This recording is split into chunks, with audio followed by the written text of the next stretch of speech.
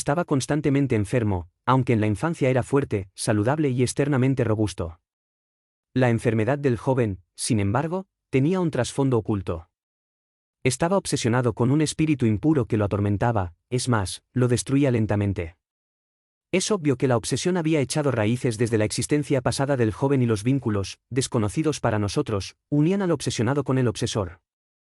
El comienzo de esta historia confirmó mi convicción. El joven encontró, una vez en el bolsillo de su chaleco, una fotografía de una mujer desnuda, desconocida para él, y desde el día de ese hallazgo comenzó la obsesión. La mujer comenzó a aparecérsele en sueños y se arrojó sobre él, provocándole la sensación de chuparle la sangre.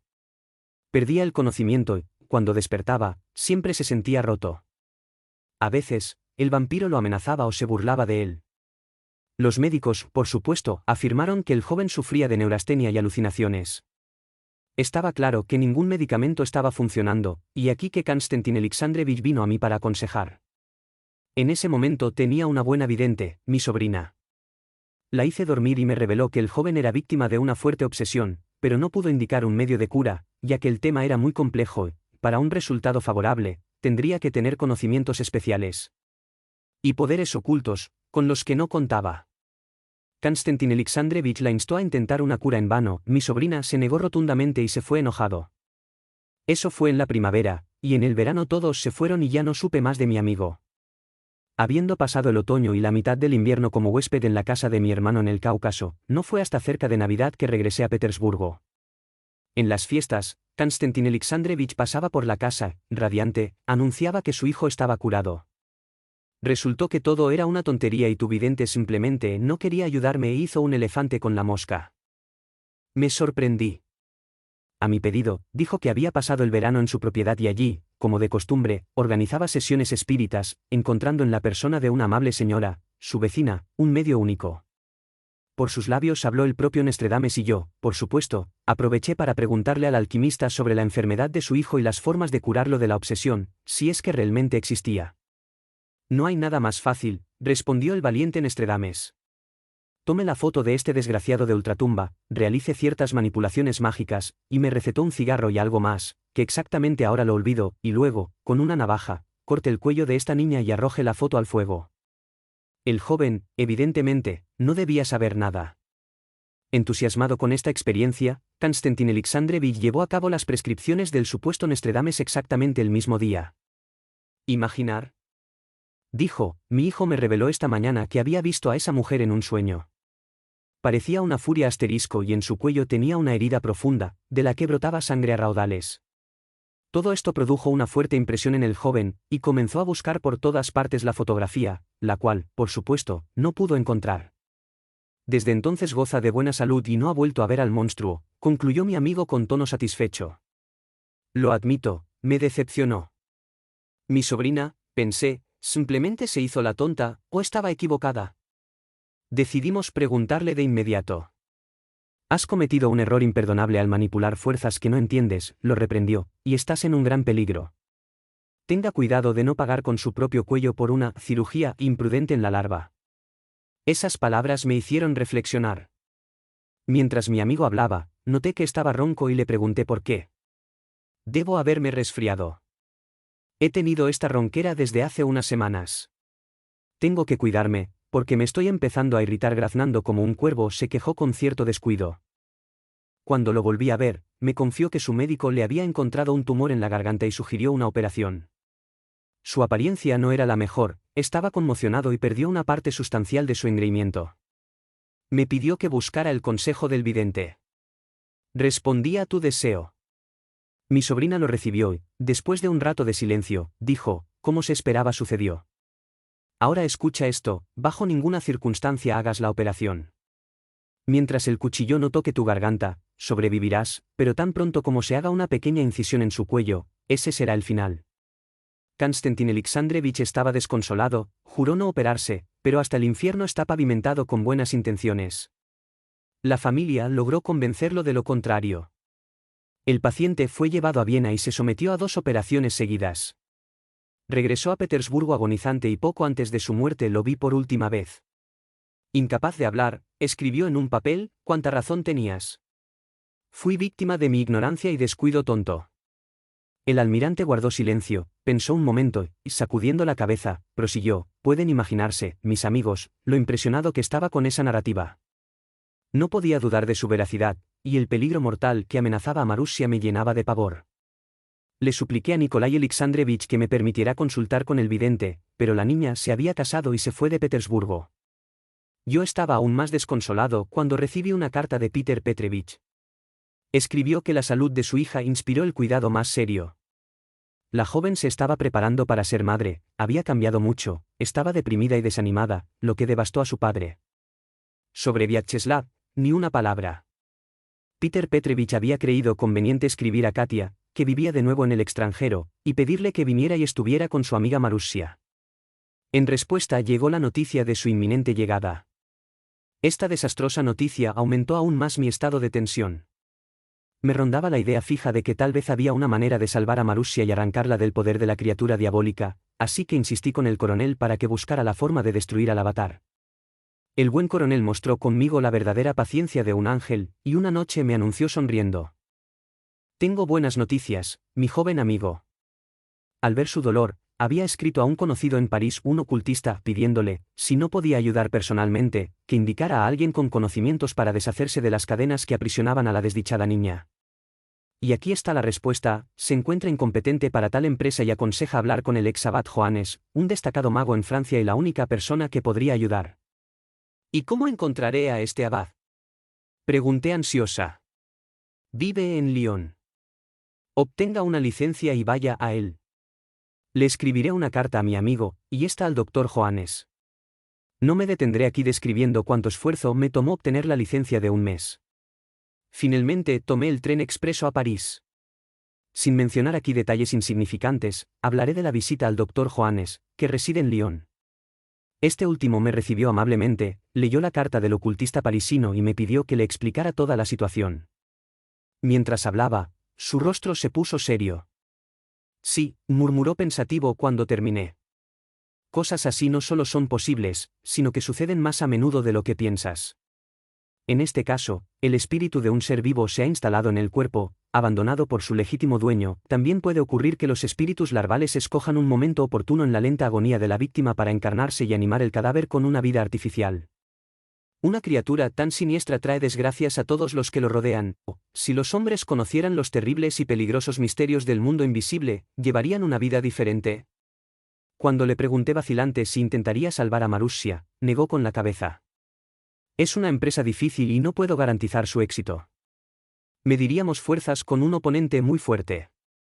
Sabes, conocí a Krasinski, fue discípulo del canónigo Docr, el mago negro más aterrador de nuestro tiempo, y resultó ser, aparentemente, un discípulo ejemplar.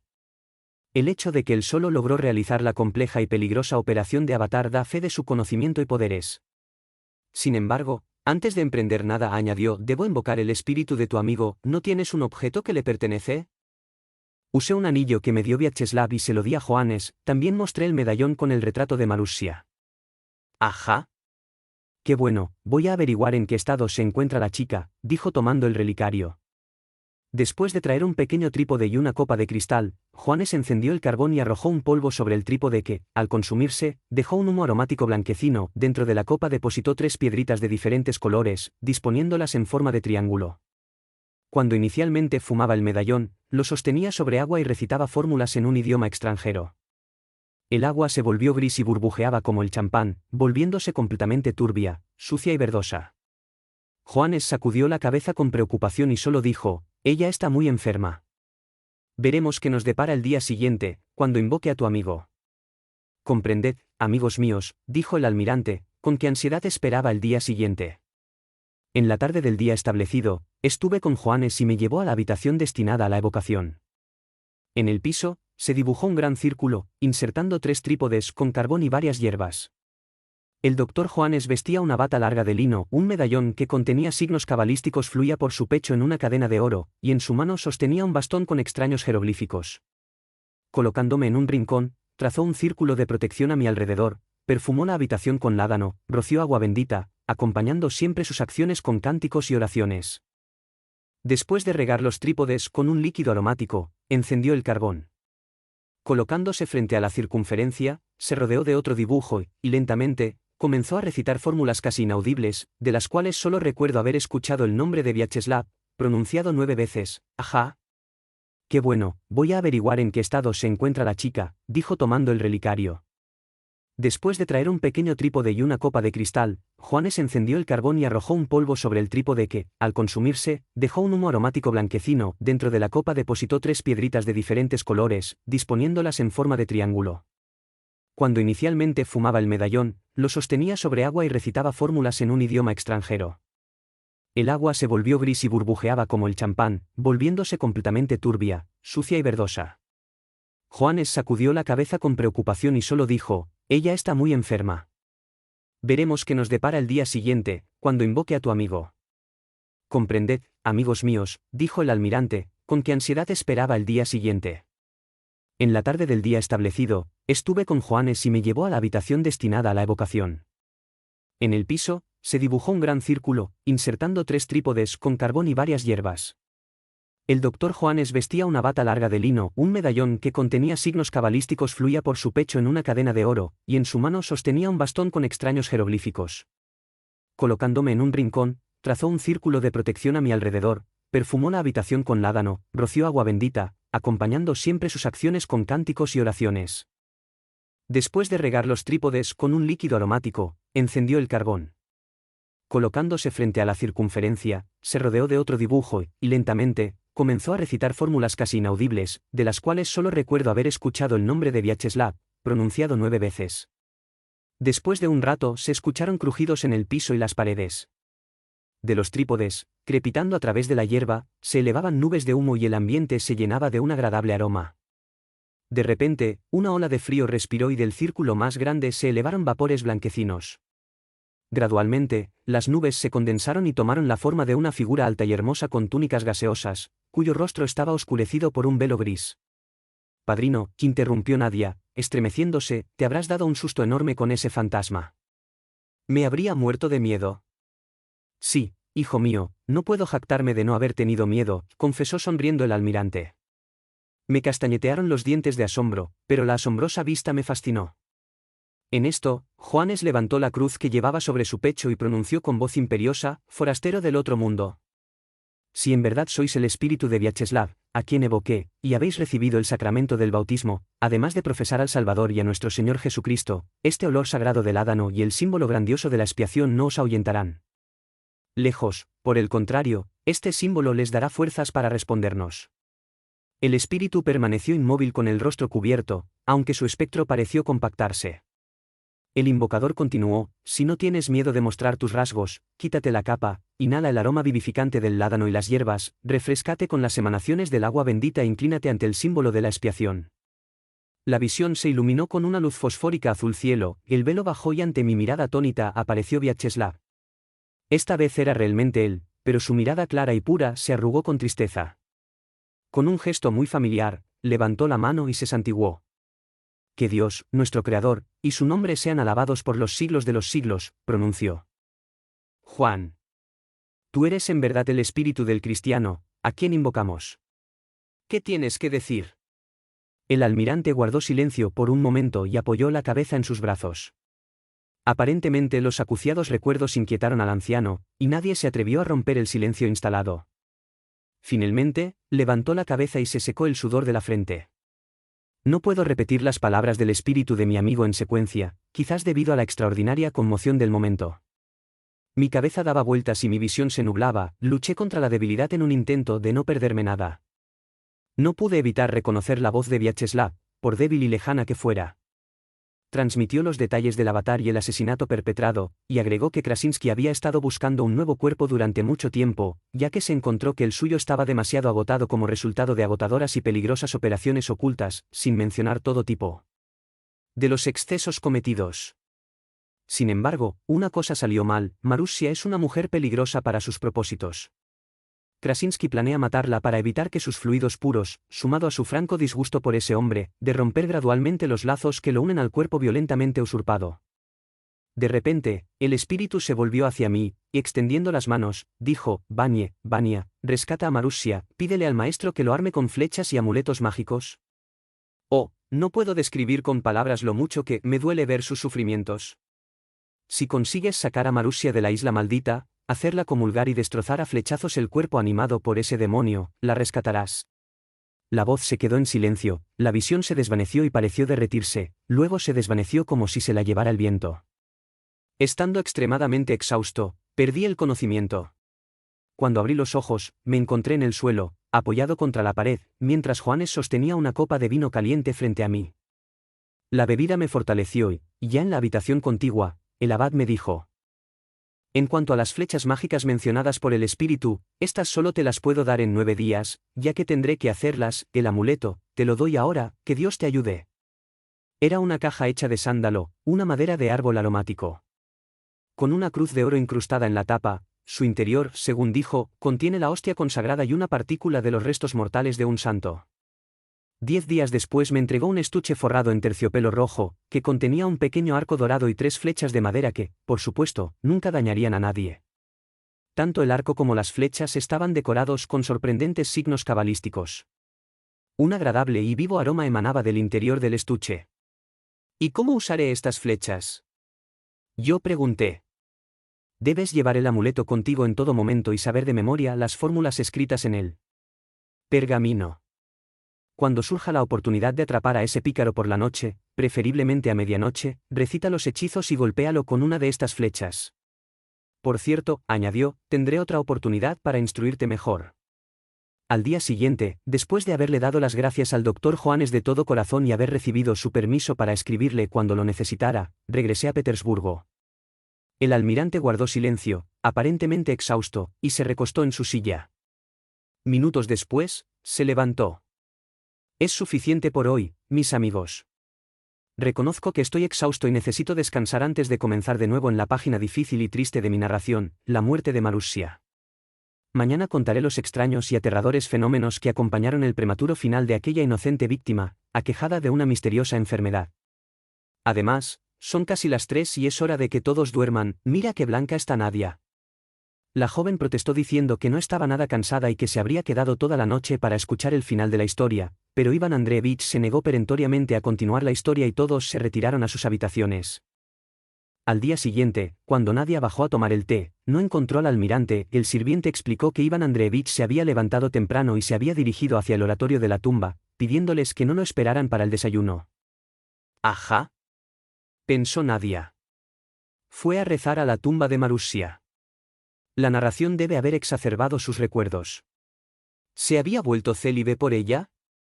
Todavía estaba reflexionando sobre esto, tomando una taza de leche, cuando llegó el correo y la carta que recibió dio un nuevo rumbo a sus pensamientos, haciéndola olvidarse del pobre Marussia y hasta de su padrino. La misiva era de su prometido Mikhail Dmitrievich Masalitinov, anunciando su llegada un día después y pidiendo que enviaran un autocar para que lo recogiera en la estación de tren. Viajaba con su primo Jorge Bedrinsky a Kiev para visitar a sus familiares. Conociendo la amabilidad y la hospitalidad inagotables de Filip Nekoulievich y su esposa, había decidido llevarse a Jorge sin consultarlo previamente y esperaba ser excusado por ello. Llena de alegría, Nadia informó de inmediato a sus padres sobre el contenido de la carta y se decidió que Souye Yosifovna y su hija irían a la estación para recibir invitados. Ni siquiera se discutió el tema del alojamiento. Llegó el almirante y le dieron la noticia. Ahora, mucho menos aceptaré tu partida, padrino. Vas a conocer a mi prometido, dijo Nadia tímidamente. Sí, tiene toda la razón, Iván Andreevich. Y tengo una buena razón más para que te quedes, dijo Zamiatin, doblando la carta. Katia Tutenberg, o más bien la señora Morel, viene aquí con Mila, por supuesto, tú no querrá marcharse sin volver a ver a la pobre hija de María Petrovna. El almirante se estremeció, visiblemente sorprendido. ¿Vienen aquí, y para qué? Según la carta de la señora Morel, para que Mila ore ante la tumba de su madre y conozca los lugares donde vivió y murió tan trágicamente. Es verdad, nunca estuvo aquí, que yo sepa, observó el almirante. De hecho, no sé nada de Mila o Katia. Después de que Peter Petrovich se fue, los perdí de vista. Navegué alrededor del mundo, y cuando regresé, Peter Petrovich ya estaba muerto. Después de eso serví durante mucho tiempo en el lejano oriente, pero la hija de Vyacheslav, o más bien de Krasinsky, nunca me inspiró mucha simpatía. Te diré lo que sé sobre Mila y la madre que la adoptó, intervino Zamiatin. Como saben, el lugar se volvió odioso para Peter Petrovich después de la muerte de su hija, después de la construcción de la cámara funeraria y el oratorio, donde también se reservó un lugar. Peter Petrovich vendió Gorki a su primo Víctor, de quien heredé la propiedad. Dado que Vyacheslav desapareció desde entonces y todas las búsquedas fueron inútiles, todos asumieron que había muerto. Su hija tenía mala salud y siempre estaba enferma, por lo que Peter Petrovich se instaló en el sur de Francia. Allí, Ekaterina Alexandrovna, casada con el señor Morel, se encariñó mucho con la niña. Un año después, Morel murió en un accidente de tren y Ekaterina Alexandrovna se fue a vivir con Peter Petrovich para educarla.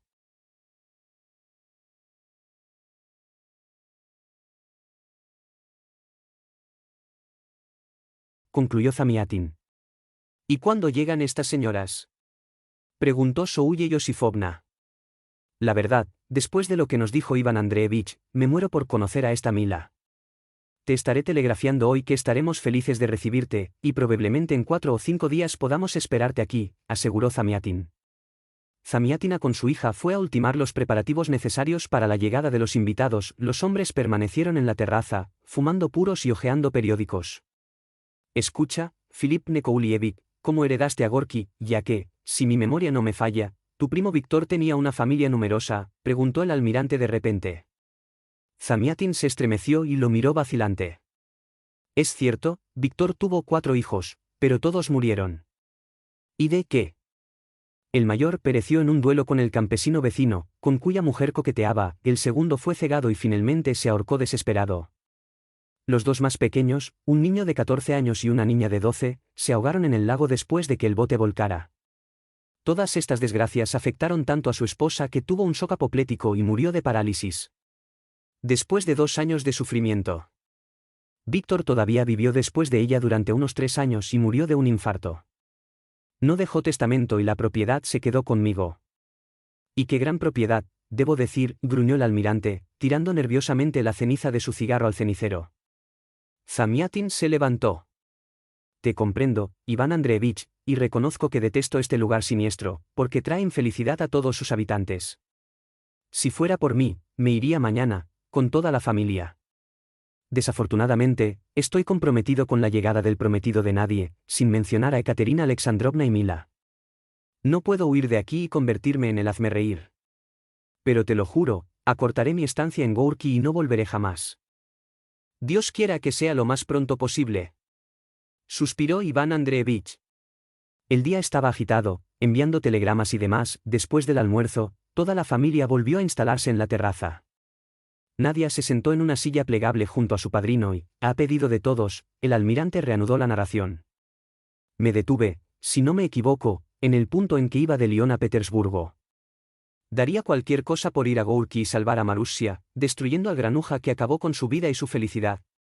Pero el servicio me había encadenado a la capital y ni siquiera podía soñar con una nueva licencia. En las cartas de Piotr Petrovich, bastante raro, se intercalaba con una creciente preocupación por su hija. Me había informado, entre otras cosas, del nacimiento de su nieta, añadiendo que desde entonces la salud de Marussia había llegado a un estado preocupante. Los médicos la encontraron anémica y temieron el agotamiento total de sus fuerzas. Caí en la desesperación. En posesión de un arma capaz de salvarla, estaba atado de pies y manos como un condenado. Finalmente, a mediados de septiembre, la suerte me sonrió, si así se debe expresar. Un pariente lejano mío había muerto, dejando tras de sí una pequeña propiedad. Los trámites de legalización de herencias me brindaron la oportunidad inesperada de obtener una licencia de 2 semanas, y literalmente volé a Gorki. No me importaba el legado, quería sacar a Marussia del peligro. Encontré a Peter Petrovich muy cambiado, viejo y enfermo. Me recibió con los brazos abiertos y enseguida me confió sus desgracias. ¿Quién podría haber predicho que Vyacheslav sería una persona tan desagradable, con un comportamiento sospechoso, que haría infeliz a mi hija?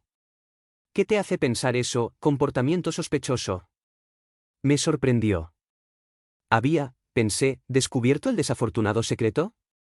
Va quién sabe dónde, desaparece durante días enteros, a veces durante semanas, quizás incluso maltratarla a escondidas.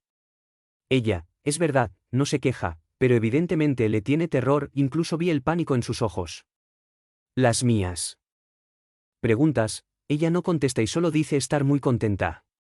Con el nacimiento del niño, las cosas empeoraron. Ella se está desvaneciendo visiblemente. Han estado encerrados en esa maldita isla todo el invierno a pesar de mis persuasiones para mudarse aquí. Antes, aunque él estaba de viaje o incluso acompañado por Vyacheslav, ella solía venir a almorzar conmigo o pasar la noche. Ahora, con el nacimiento de Mila, ella no sale de la isla y soy yo quien va allí a verla, por muy difíciles que sean esas travesías del lago por mi enfermedad. Hace 5 días que no la veo a causa de mi gota y ella no me visita, mientras que él debe de haberse ido Dios sabe dónde. Consolé al pobre anciano asegurándole que vería a María Petrovna de inmediato y, si no podía convencerla de que viniera a ver a su padre, al menos le traería noticias de ella. Conmigo fue a la isla mi asistente, un niño fuerte y valiente, a quien llevé a Gourki, y mi perro mascota, una raza de Terranova, adquirida en el invierno, muy cariñosa conmigo. Cuando saltamos al otro lado, el perro volvió a saltar al bote con tanta prisa que casi volca.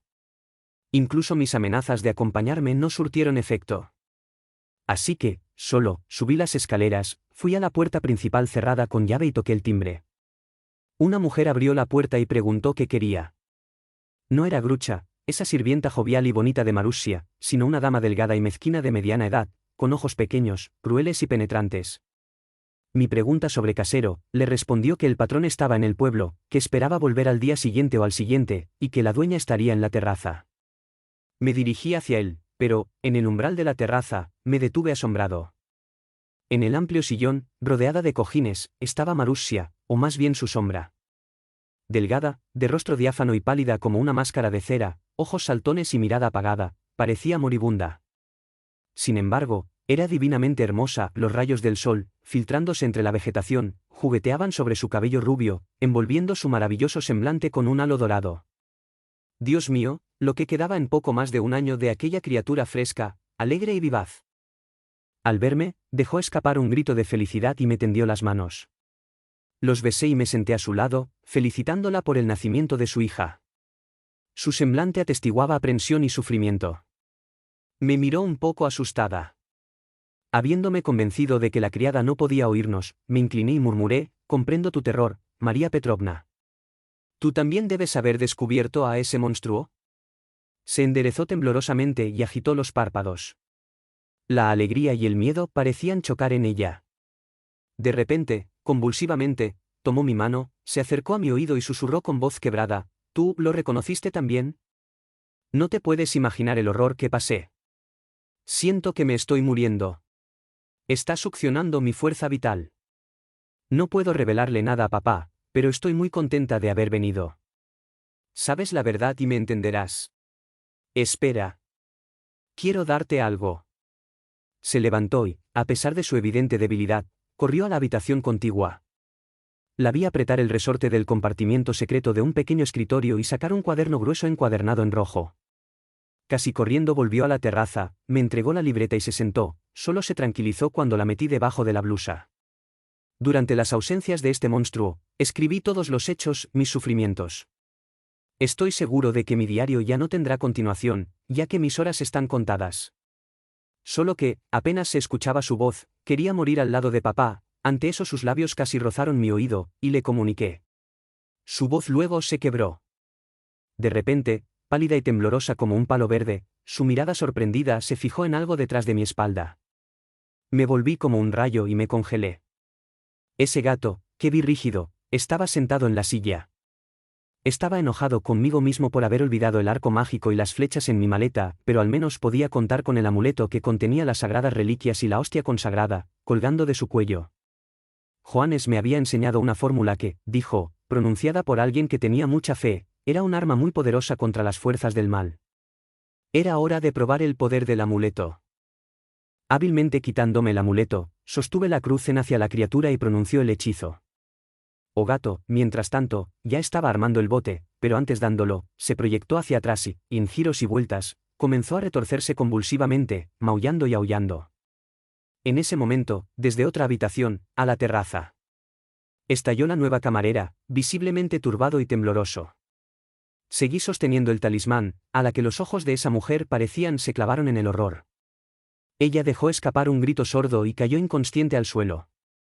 Y estaba perplejo. Está cargado.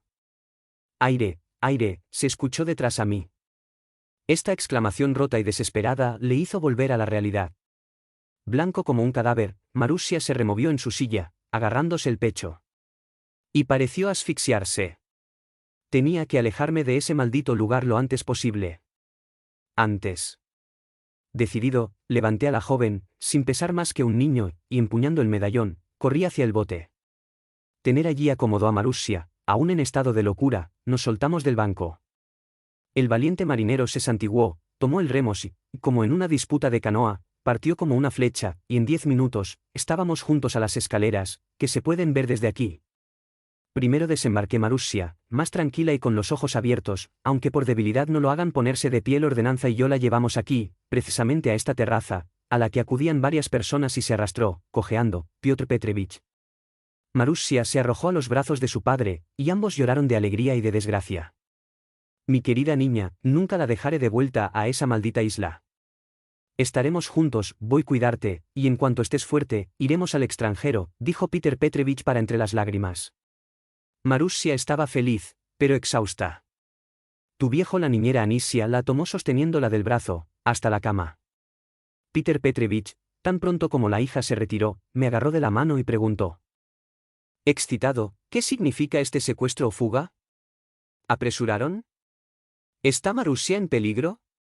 ¿O descubriste alguna villanía de ese canalla Vyacheslav? Vyacheslav está desaparecido como de costumbre. Si te dijera lo que sé sobre él, ¿lo harías? Te tomaría por loco, dije. Tal vez algún día, te lo contaré todo, y luego podrás pensar que lo que quieras. Ahora mismo, déjame actuar y sigue los consejos que van dirigidos exclusivamente a salva a tu hija. En mi voz y mi mirada debe haber algo de significativo y serio, para que él, abrumado, aceptó que yo me ocuparía de todo. Inmediatamente envié un mozo a buscar el padre Timón para que celebre la Eucaristía de Marussia. Tan pronto como el enviado se fue, Anisia vino a mí. Me hizo saber que quería verme junto con el padre. Ella estaba acostada en su cama blanca individual como tu almohada, pero visiblemente feliz. Se aseguró de que nos sintiéramos mejor desde que llegó, tomó una taza de caldo y una copa de vino, y le pidió a su padre que fuera a buscar al sacerdote. Sabiendo que esto ya estaba arreglado, Marussia se tranquilizó. Sí, pero luego empezó de nuevo. Papi, no lo dejes entrar a la habitación, si viene, porque quiero morir en paz. Y una petición más, prosiguió, agitada, si de repente intento esta noche vuelve a la isla, por nada de esto mundo deja que esto pase, aunque sea fuerza. ¡Ay! ¡Qué ganas tengo de que llegue el cura! Peter Petrovich prometió cumplir el deseo, y nosotros nos fuimos. Estaba aprensivo, no tenía idea de que lo que estaba pasando, pero sentí un drama invisible desplegándose alrededor. Para nuestra amarga decepción, el mensajero regresó, informando que el padre Timón había viajado emergencia a un pueblo lejano. En la carta escrito por su hija, aseguró que de esta manera que el padre volviera, inmediatamente iría a Gorki y no más tarde de las 2 de la tarde. Estaría allí. Malos presentimientos oprimían mi corazón. Fui a Anisia, le informé de la demora y le ordené que no duermas ni un ojo hasta que llegue el cura. Además, coloqué al lado de la cama de Marussia 2 mujeres más fuertes para impedir que la joven perpetre cualquier intento de quiero volver a la isla. Según Anisia, Marussia dormía inquieto, a juzgar por los gemidos constantes. La anciana me juró que ella y sus ayudantes ni siquiera se dormían o perdían de vista a la niña, aunque tuviera que estar atada. Peter Petrovich y yo nos instalamos en el viejo la sala de estar de María Petrovna, separada de la dormitorio solo para la biblioteca, que servía también taller. Hasta la medianoche, hablamos en voz baja, hasta que me venció el cansancio y el deseo sueño insoportable. Peter Petrovich también confesó estar exhausto y mareado. Creo que podríamos tomar una siesta para 1 hora antes de la llegada de Timón. Voy a llamar Sabely y yo te daremos instrucciones para que nos despiertes con el viniendo del cura alrededor de las 2. Tocó el timbre, dio las órdenes y acostarme en el sofá mientras yo continuaba sentado en el sillón. Me quedé dormido muy inquieto, perseguido por repugnante pesadilla.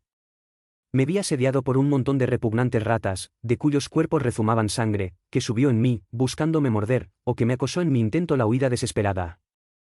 De repente me desperté. Vi al fiel Sabely, muy angustiado, sacudiéndome con todas las fuerzas. Gracias a Dios, al menos está despierto, señor. Iván Andreevich. Cero jefe está durmiendo hecho muerto. Mientras tanto una terrible desgracia acaba de pasar. Salté del sillón. Mi primer pensamiento fue que Marussia había muerto. ¿Qué? ¿Qué sucedió? ¿Hablar pronto? Grité. El viejo sirviente todavía estaba temblando, incapaz de pronunciar una palabra. María Petrovna, ¿ahogada? Mucho esfuerzo, pronunció él. Como un golpe en la cabeza, me tambaleé y eché una mirada al desafortunado padre, durmiendo un sueño pesado. Obviamente no quería despertarlo, aún le sobraría tiempo para saber.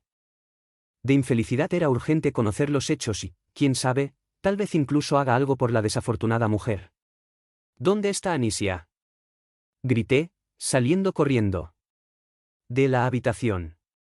En la playa, respondió Sabely, arrastrándose detrás de mí y tratando de seguirme tanto como sus viejos pies le permitieran. Toda la casa estaba levantada. Al acercarse a la terraza, escuché un vago ruido de voces y gritos. Había gente corriendo por la playa, y en la laguna, se veían dos barcos, uno era mi ordenanza con el jardinero, un muchacho fuerte, en el otro, dos sirvientes. Encendieron el agua con antorchas, sondearon el fondo con remos y recorrió la orilla. Debajo de las escaleras, Anisia, con la cabeza descubierta y todo despeinada, tirando de su cabello, su rostro era de lividez terrosa y los ojos vagaban cual de alguien que ha perdido la cabeza. Salté del sillón, mi primer pensamiento fue que Marusia había muerto. ¿Qué? ¿Qué sucedió? ¿Hablar pronto? Grité. El viejo sirviente todavía estaba temblando, incapaz de pronunciar una palabra. María Petrovna, ¿ahogada? Mucho esfuerzo, pronunció él.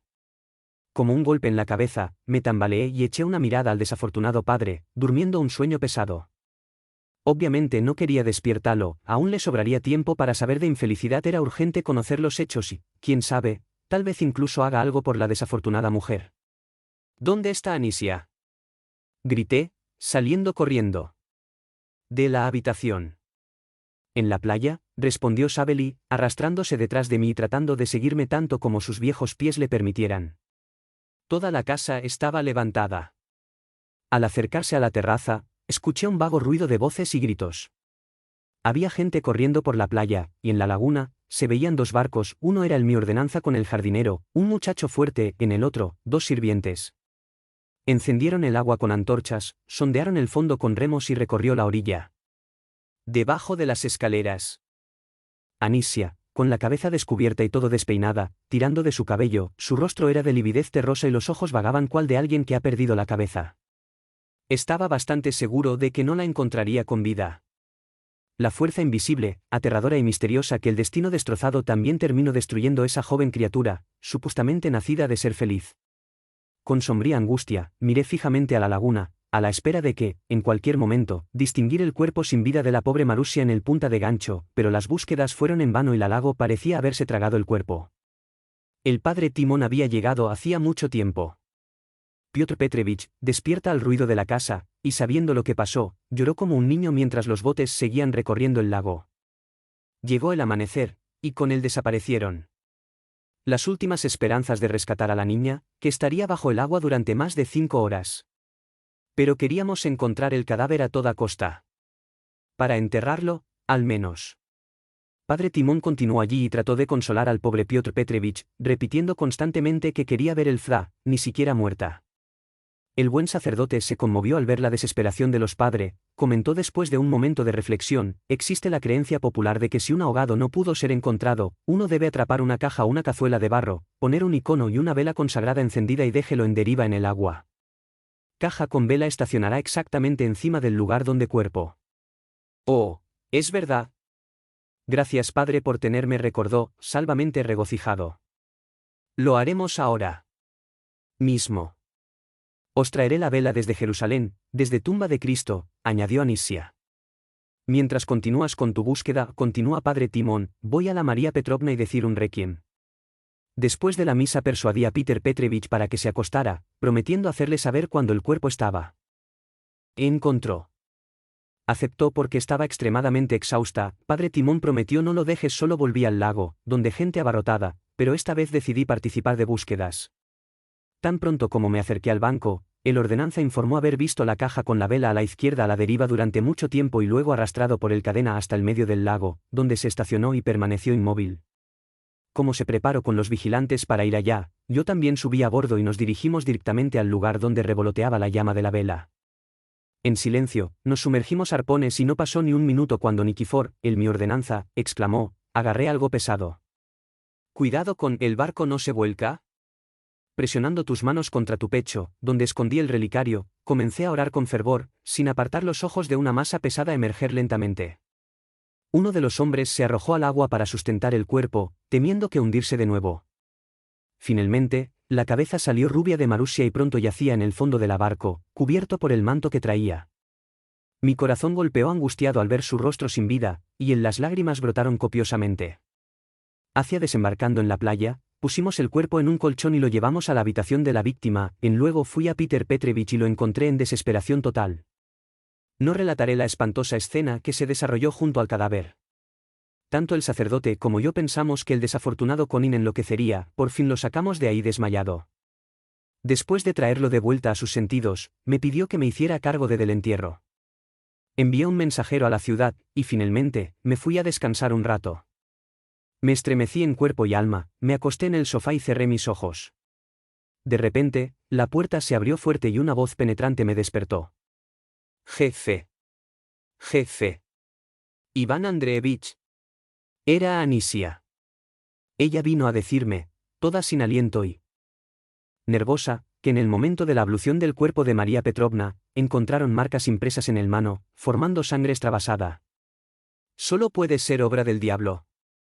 Y como si alguien la había agarrado con fuerza. Por favor, jefe, te mostraré las señales. Grucha y Fedosia huyó, negándose a alabar al difunto. Tienen miedo, concluyó la anciana, limpiándose ojos.